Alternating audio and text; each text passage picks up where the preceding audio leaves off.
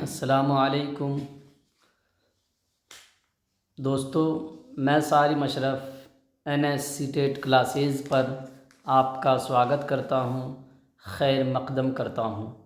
آج میں پھر آپ کے سامنے دسمبر 2018 پیپر 1 لینگویج 1 اردو کے سوالات لے کر حاضر ہوا ہوں۔ اگر آپ میرے اس چینل پر نئے ہیں تو وہی گزارش ہے کہ اس کو سبسکرائب کریں، شیئر کریں، کامنٹ کریں۔ چلیے دوستو، بغیر کسی تاخیر کی ہوئی سوالوں کا سلسلہ شروع کرتے ہیں۔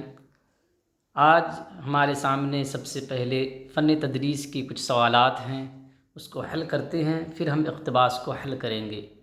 چلیے شروع کرتے ہیں۔ 91 نمبر سوال ہے، جب طلباء کو ہجے درست کرنے اور اس کو برتنے کے طریقہ کار کو سکھایا جائے گا تو وہ، یعنی یہ بتایا جا رہا ہے، اس کوشچن میں یہ کہہ رہا ہے کہ جب طلباء کو ہجے یعنی اچارن، شبدوں کا اچارن کرنے کا اور اس کو استعمال کرنے کا طریقہ بتایا جائے گا تو کیا ہوگا؟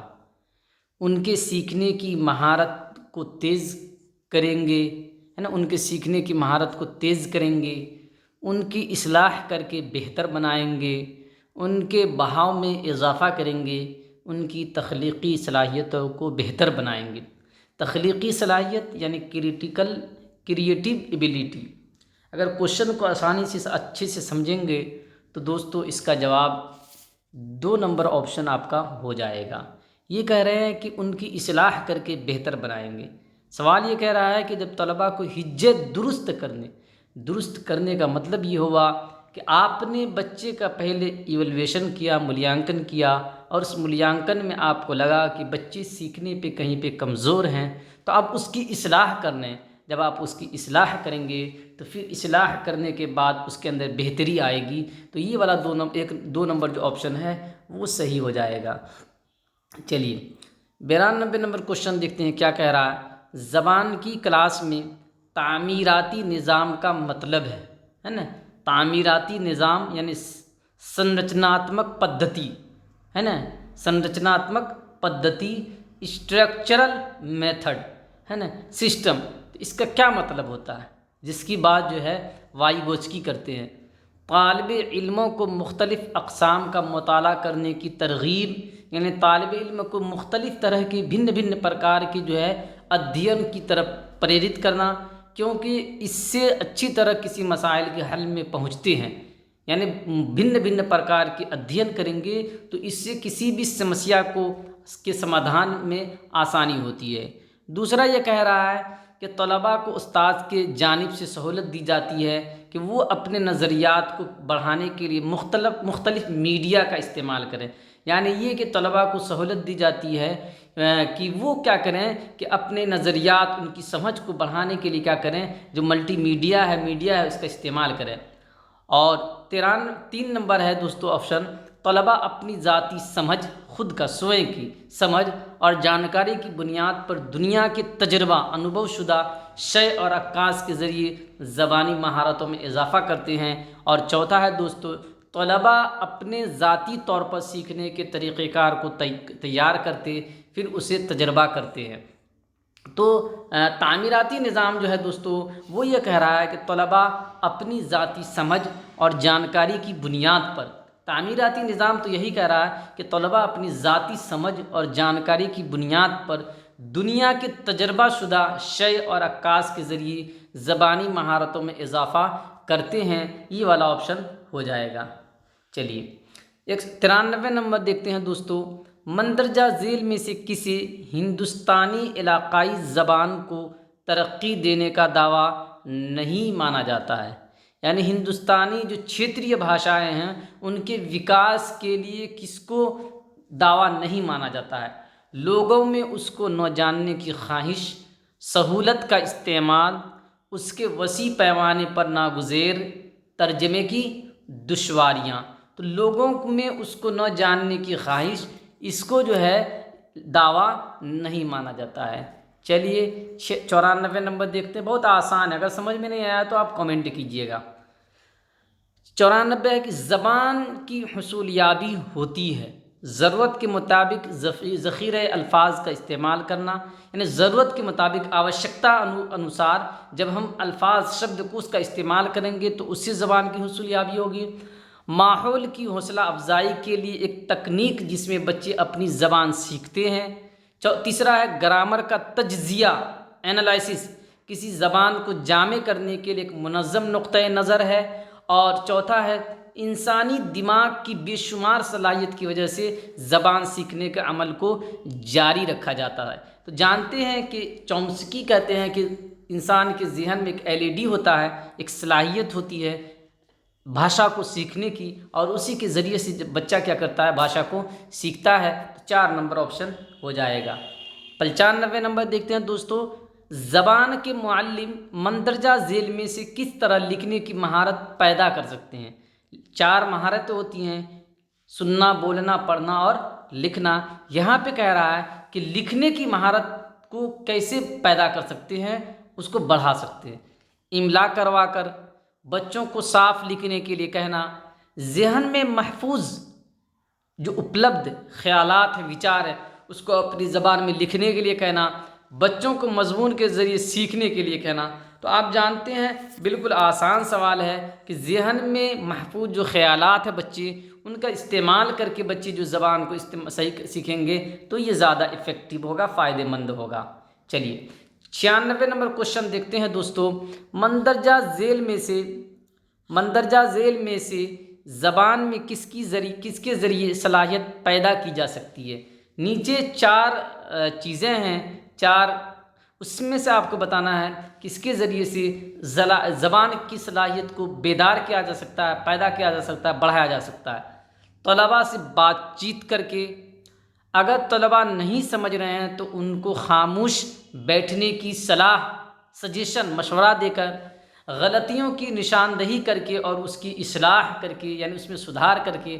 اور چوتھا ہے مواصلات کے لیے زبان کو استعمال کرنے کا مواقع پیدا کر کے، یعنی سنچار کے لیے جو بھاشا ہے اس کو پریوگ کرنے کے ایک بہترین واتاورن اور ماحول پیدا کر کے آپ کیا کر سکتے ہیں، زبان کی صلاحیت کو بڑھا سکتے ہیں۔ تو 4 نمبر آپشن ہو جائے گا کہ مواصلات یعنی سنچار، کمیونیکیشن کے لیے زبان کا استعمال کرنے کا جو اوسر ہے وہ اگر آپ اپلبدھ کرائیں گے تو بچے کیا کریں گے، آسانی سے زبان کا وکاس کر پائیں گے۔ 97 نمبر کوشچن دیکھتے ہیں دوستو، کیا کہہ رہا ہے؟ ایک متاثر کن سبق سے زبان کی تدریس شروع کرنا ہوتا ہے، یعنی کس کو نیچے کچھ گتیودیاں دی گئی ہے، کچھ سرگرمی دی گئی ہے، آپ کو یہ بتانا ہے کہ متاثر کن سبق یعنی پربھاوت شکشن ہے نا سے تدریس کا شروع کرنا، شکشن ادھیکرم پرکریا کا شروع کرنا ہوتا ہے سمعی طریقہ کار کے ذریعے مقصد کو واضح کرنا، یعنی ایسا طریقہ کار جس میں بچے سن کے جو ہے کیا کریں، مقصد سے واقف ہو سکیں۔ سرگرمی کے ساتھ، ایکٹیویٹی کے ساتھ طالب علموں کی بحالی کو، اس کی شرکت کو بڑھانا، سبق کے اصل مقصد کو پیش کرنا، بلیک بورڈ یعنی تخت سیاہ پر لکھنا۔ تو ایک متاثر کن سبق سے زبان کی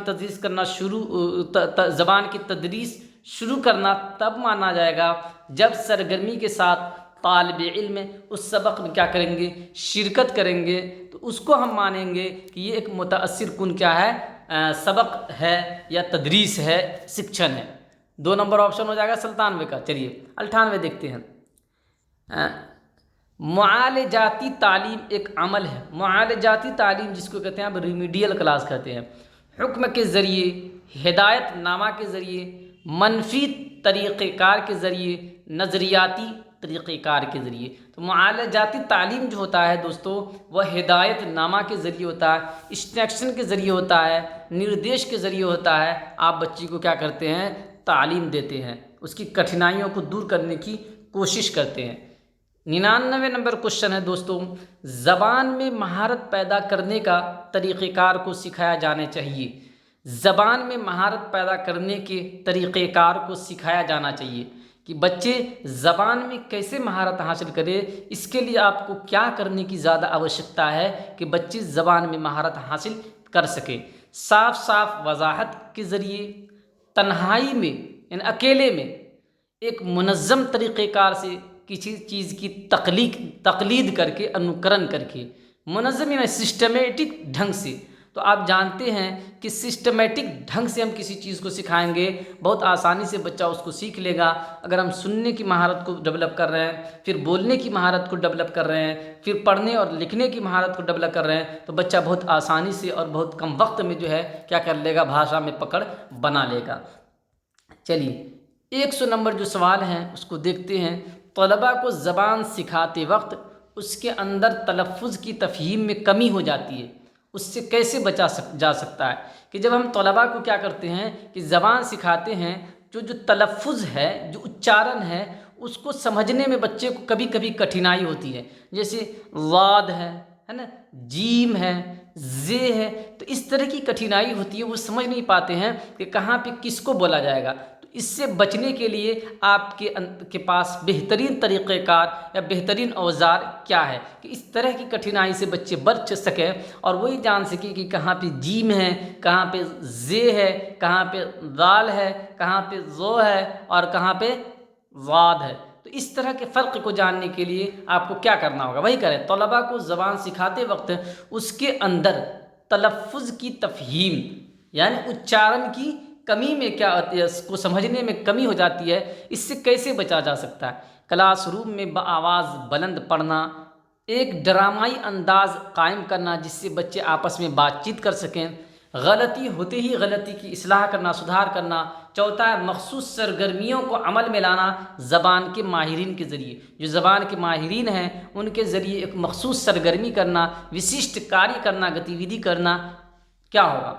तो दोस्तों आप जानते हैं कि इससे बचने का एकमात्र तरीक़ा और बेहतरीन तरीक़ा वो है कि क्लासरूम में बआवाज़ बुलंद आप बच्चे के सामने इबारत ख़ानी कीजिए। आप जानते हैं कि दो तरह होता है, एक होता है खामोश ख़ानी, दूसरा होता है बुलंद ख़ानी। खामोश ख़ानी ऊँची कक्षाओं के बच्चों के लिए होता है, बुलंद ख़ानी जो है छोटी कक्षाओं में जो है बच्चों को हम करते हैं कि पहले उस्ताद जो है किसी नज़्म को, कहानी को पढ़ते हैं और बच्चे जो उसका अनुकरण करते हुए उस कहानी को, उस नज़्म को पढ़ते हैं। इससे क्या होता है कि बच्चे जो है चीज़ों को सुनते भी हैं और किसका उच्चारण कैसा होता है, इस तरह की समझ जो बच्चों के अंदर विकसित होती है। तो 1 नंबर इसका ऑप्शन हो जाएगा 100 का। 101 देखते हैं दोस्तों क्या कह रहा है। पर्चा सवाल बनाने के बाद मुअल्लिम मकासिद की जांच करेगा कि सवाल नामे किस तरह से असल मकसद से ताल्लुक़ रखते हैं। यानी बच्चे की जांच करना चाह रहे हैं। सवाल को यूँ समझिए कि उस्ताद जो है, मुअल्लिम जो है, वो बच्चे की जांच करना चाह रहे हैं और उस जांच के लिए उन्होंने पर्चा बनाया है। तो उस पर्चे की नौइयत, उसका नेचर, उसका कैसा होना चाहिए, मवाद का अहाता, ऐसा पर्चा हो कि जो तमाम जो टॉपिक्स हैं उसको क्या करें, कवर करें।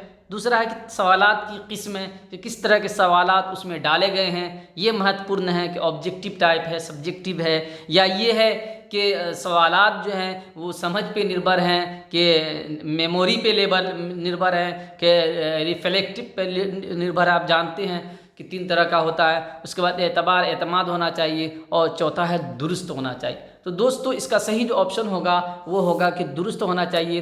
यानी ऐसा सवाल होना चाहिए कि जो उस बच्चे की, जिस बच्चे के लिए आप जांच रहे हैं उसके मेयार के मुताबिक होता हो और उसके तमाम तरह की जो पहलुएँ हैं, डायमेंशंस हैं, डोमेन हैं, कॉग्निटिव, अफेक्टिव और साइकोमोटर, उसको अहाता करता हो। उसके बाद जो लर्निंग के स्तर है, memory level, understanding level, reflective level, उसको जो है क्या करता, कवर करता हो। जो क्वेश्चन के टाइप्स हैं, objective, subjective, short term, short answer, जितने भी प्रकार के हो सकते हैं उन तमाम को कवर करता हो। ये बेहतरीन एक जो है आपका क्या सवालनामा माना जाएगा। आगे सवाल है दोस्तों, बहुत आसान सवाल है कि मुश्किल से पढ़ना खाली जगह मुश्किल की अलामत नहीं है।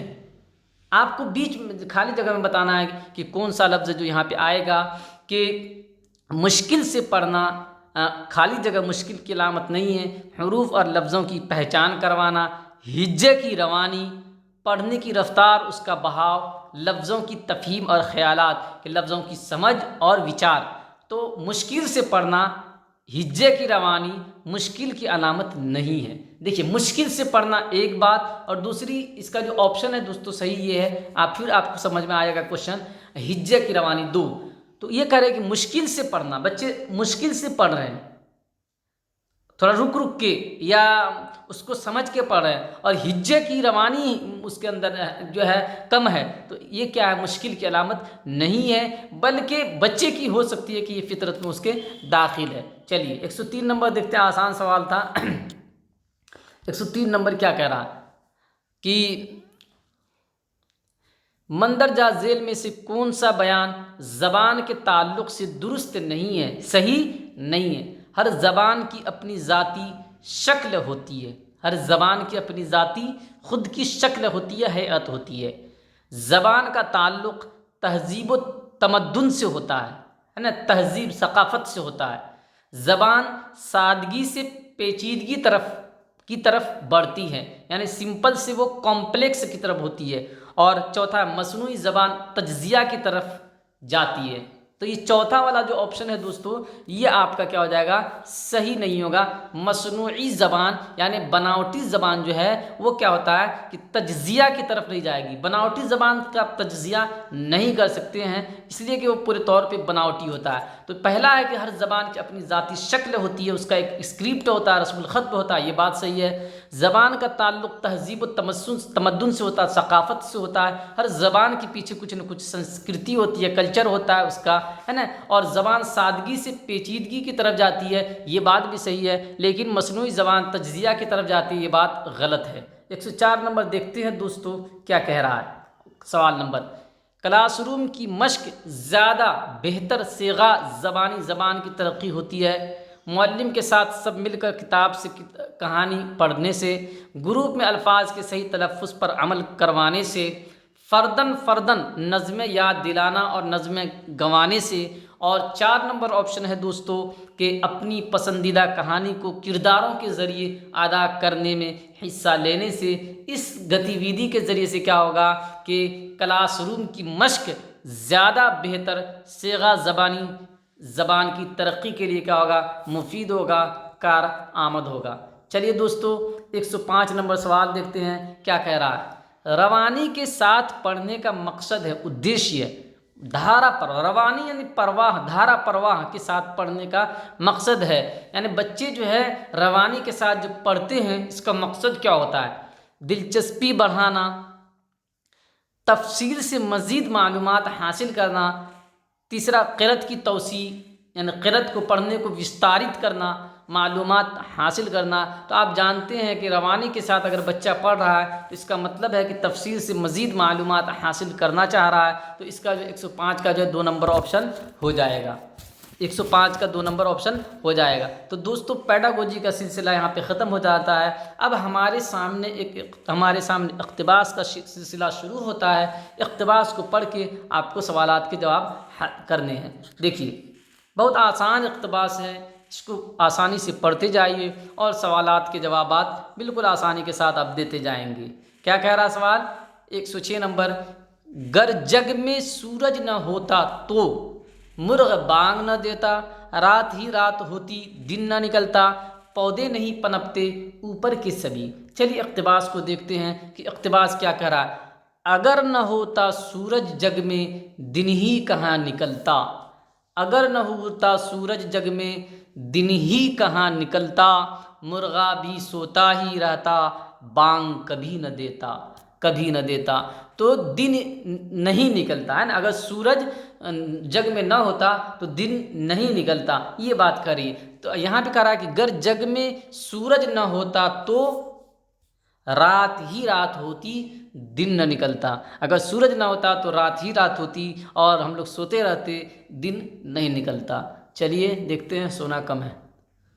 107 نمبر دیکھتے ہیں، اگر سورج میں گرمی نہ ہوتی تو آم ہرگز نہ پکتے، موسم ہرگز نہ بدلتے، کوئل ہرگز نہیں گاتی، مور ہرگز نہیں ناچتا۔ چلیے شعر کو پڑھتے ہیں، جواب مل جائے گا۔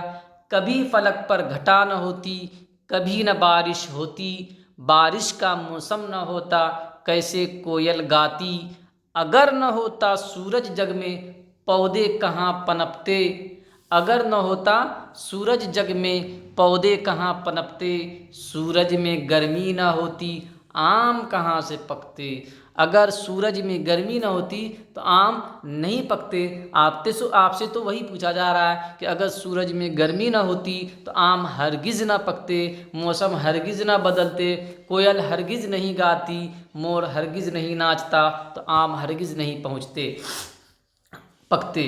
108 نمبر دیکھتے ہیں، اگر ماہتاب روشن نہ ہوتا تو موسم بدلتے ہی رہتے، موسم کبھی نہ بدلتے، آم ہرگز نہیں پکتے، پودے نہیں پنپتے۔ چلیے دیکھتے ہیں اگر ماہتاب نہیں ہوتا تو کیا کیا ہوتا۔ ماہتاب روشن نہ ہوتا موسم کہاں بدلتے، اس دنیا کے کام بنا سورج کے کیسے چلتے، ہے نا۔ ماہتاب روشن نہ ہوتا تو موسم کہاں بدلتے، اس دنیا کے کام بنا سورج کے کیسے چلتے۔ تو یہ کہہ رہا ہے کہ اب اگر کیا ہوتا کہ ماہتاب روشن نہیں ہوتا تو کیا ہوتا کہ سورج اگر ماہتاب روشن نہ ہوتا تو موسم بدلتے ہی نہیں، یعنی 108 کا جو ہے موسم کبھی نہ بدلتے، یہ والا آپشن آپ کا ہو جائے گا۔ چلیے 109 نمبر دیکھتے ہیں کہ آسان سوال سمجھیں۔ 109 نمبر، آسمان کا مترادف ہے، مترادف کا مطلب ہے پریائے واچی ہے، جھلک، ملک، فلک، پلک۔ تو آسمان کا جو مترادف ہے، پریائے واچی ہے، وہ فلک ہے۔ 110 دیکھتے ہیں، ماہتاب کے معنی ہے چاند، تارے، موسم، سورج۔ تو ماہتاب کے معنی چاند ہوتے ہیں، یعنی ماہتاب اور چاند ایک دوسرے کا پریائے واچی ہے، ایک دوسرے کا کیا ہے، سینونیمس ہے نا۔ چلیے 111 نمبر دیکھتے ہیں دوستو، آفتاب کا ضد ہے آبتاب، ماہتاب، تارے، آسماں۔ تو آسان ہے کہ آفتاب کا جو ضد ہے، الٹا ہے، وہ ماہتاب ہے، کیا ہے، ماہتاب ہے۔ 112 دیکھتے ہیں دوستو، اس نظم کا عنوان کیا ہونا چاہیے۔ اب یہاں پہ کامن سینس لگانے کی بات ہے کہ سورج کی بات ہو رہی ہے، آفتاب کی بات ہو رہی ہے، ماہتاب کی بات ہو رہی ہے، آم کے پکنے کی بات ہو رہی ہے، موسم کے بدلنے کی بات ہو رہی ہے۔ تو اس نظم کا عنوان کیا ہو سکتا ہے، موسم، سورج، کوئل، مور۔ تو آسان ہے کہ اس نظم کا جو عنوان ہوگا وہ کیا ہو جائے گا، موسم ہو جائے گا۔ کیا ہو جائے گا دوستو، موسم ہو جائے گا۔ چلیے اگلی عبارت کو دیکھتے ہیں، بہت آسان ہے، آج کا جو ہے اقتباس بہت آسانی سے آپ اس کو حل کر سکتے ہیں۔ 113 نمبر کوشچن کہہ رہا ہے دوستو کہ 4 مینار کی تعمیر کس نے کروائی تھی؟ محمد قطب شاہ نے، دوسرا ہے عبداللہ قطب شاہ نے، تیسرا ہے محمد قلی قطب شاہ نے، چوتھا ہے ابو الحسن تانا شاہ نے۔ چلیے اقتباس کو دیکھتے ہیں۔ شہر حیدرآباد ریاست تلنگانہ کا صدر مقام ہے، یہاں کئی تاریخی قدیم اور خوبصورت عمارتیں ہیں، ان میں ایک عمارت 4 مینار ہے۔ محمد قلی قطب شاہ نے اسے 1591 عیسوی میں تعمیر کروایا۔ تو کس نے کروایا؟ محمد قلی قطب شاہ نے۔ کب کروایا؟ 1591 میں۔ کب کروایا؟ 1591 میں۔ کس نے کروایا؟ محمد قلی قطب شاہ نے۔ 2 سوال آپ کے فوراً حل ہو گئے۔ کیا کہہ رہا ہے کہ 4 مینار کی تعمیر کس نے کروائی؟ تو محمد قلی قطب شاہ نے۔ کب کروائی؟ 1591 میں۔ یہاں پہ 4 مینار کی تعمیر کس سن میں ہوئی؟ 1591 میں۔ کتنا آسانی سے جو ہے آپ کا 113 نمبر اور 114 نمبر حل ہو گیا۔ 113 کا 3 نمبر آپشن محمد قلی قطب شاہ ہو جائے گا، اور 114 کا جو ہے 1 نمبر آپشن جو ہے 1591 عیسوی ہو جائے گا۔ آگے دیکھتے ہیں 115 نمبر کیا کہہ رہا، سالار جنگ میوزیم کے مقابل کون سی عمارت ہے، اس کے سامنے کون سی عمارت ہے؟ عدالت عالیہ، دواخانہ عثمانیہ، برلا مندر، اسٹیٹ سینٹرل لائبریری۔ چلیے اقتباس کو پڑھ دیتے ہیں۔ اقتباس بہت چھوٹا ہے، بہت آسانی سے حل ہو جائے گا۔ 4 مینار کے چاروں جانب 4 بڑی بڑی خوبصورت کمانیں ہیں، صحن کے چھت پر ایک مسجد، اور موسیٰ ندی کے دائیں جانب سالار جنگ میوزیم ہے۔ کیا ہے؟